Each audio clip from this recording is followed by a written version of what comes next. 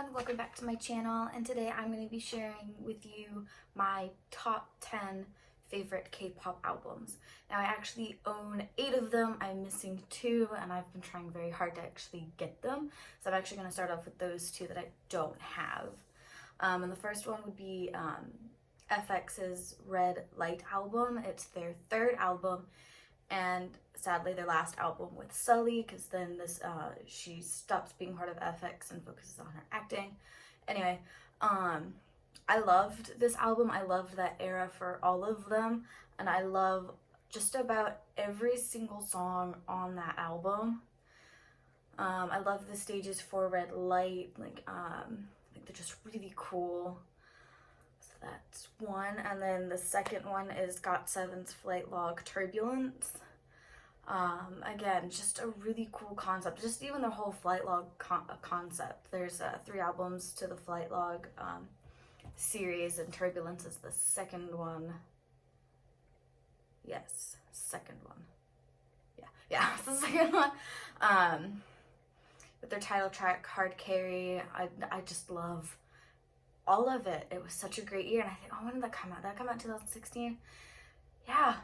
I keep saying 2016 is like honestly the best year for K-pop in my opinion. Honestly.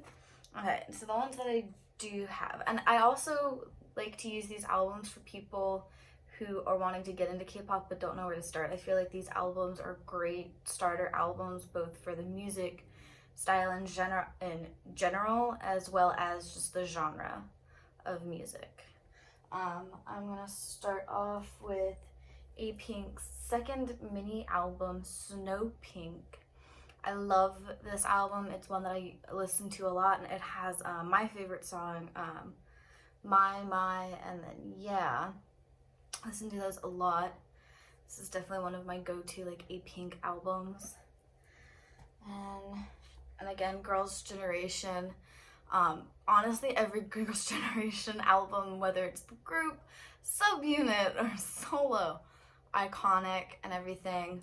But I think if again, my favorite, and to me this is just like the epitome of K-pop. Like this group, this album is kind of what made K-pop what it was. And again, if you're trying to get people to start out, I would definitely say something like this, because it's a little bit softer than something like you hear from Big Bang or BTS or Blackpink. It's just a little bit softer. Like if you don't like those hard sounds, you might something like this. And then obviously Miss Llama, Amber Liu, her first mini album, Beautiful. And I recommend Amber and this album again I recommend all of these, but this is definitely the main one, to everybody who wants to get into K-pop or who doesn't know where to start, or if they're looking for something new, because she also does her new music is also in English, and so she's like one of the few people I go to. It's like, hey, you might like Amber. So this album is definitely like top of my list. And again, Shake That Brass is awesome, and I did go to her concert, and that's signed, and I love it so much. And then EXO's second mini album. This is EXO K's version. I want to get EXO M's, but just in general, EXO's second mini album, Overdose. It was if I'm remembering correctly, it was actually the highest album for a while in the year 2014. Great album. Love every song. It's a good mini album. I'm not gonna try to open this. Looks like this. And in the beginning for EXO, they had 12 members, and they split them up into 2 groups. So you've got Korean version and the Mandarin version. Like I said, so there's something for everybody. EXO's mini album, Overdose. And then Kara's 3rd album, Step, which is what I mentioned in my last video, is one of my favorites. Yeah. 2011, I mean, it was a good year.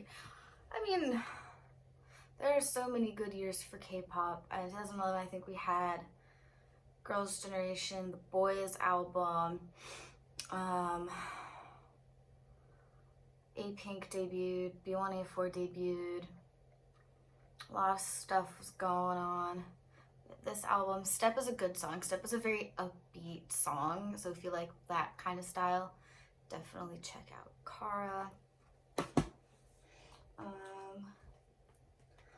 Alone, or at least I'm assuming that's how you pronounce it, but 17's fourth mini album with Don't Wanna Cry. And again, I say this a lot because I'm very proud that I finally got my mom to get into it, but like, this was the album that made my mom like K-pop, and I think that speaks volume because she was very against it for 10 years, and I think that says something not only about the album, but the group themselves. So definitely 17, check them out, check out this album. Yeah, it's a very good album. And they do put in a lot of work. They all do. Of course, they all do. And then obviously the Queens of Summer. Okay. So this would be number 9. So Queens of Summer, who sadly disbanded 3 years ago. Sistar with Touch and Move, and this one has, this is the album with Touch My Body, and this came out in like 2014, I believe. Summer has not been the same. I have missed summer, these summer songs dearly, watching their comebacks. Yeah. Because again, if you want, like, this was, like, I had been on and off with K-pop, and for a long time I had nobody to like really talk about it, and then I discovered Sistar, and then another friend of mine when I was in high school liked them as well, and then it was great. We had something to like really get in depth and talk about what the CD looks like.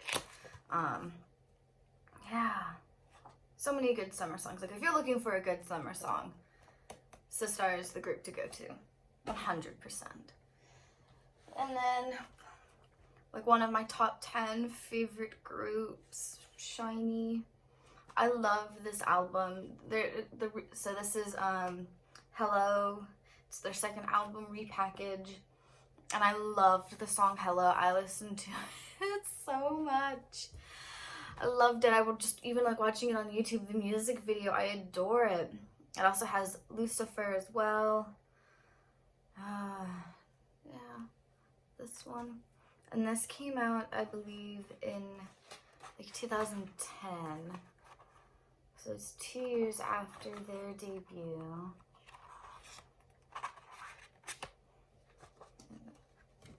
Let's see.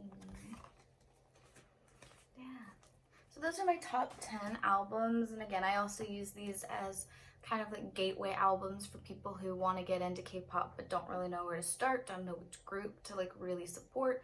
And I feel like mainly in the spotlight right now is BTS and Blackpink, and they are great groups. There are so many groups to support, to look at, to enjoy, and I feel like they kind of pushed aside because of Blackpink and BTS, and there's nothing wrong with that, absolutely not, but there's just so many, and there's so many different categories of it as well. But yeah, those are my top 10 favorite K-pop albums. And leave a comment down below on who your favorite artist is and what your favorite album is, and I will see you all tomorrow. Bye!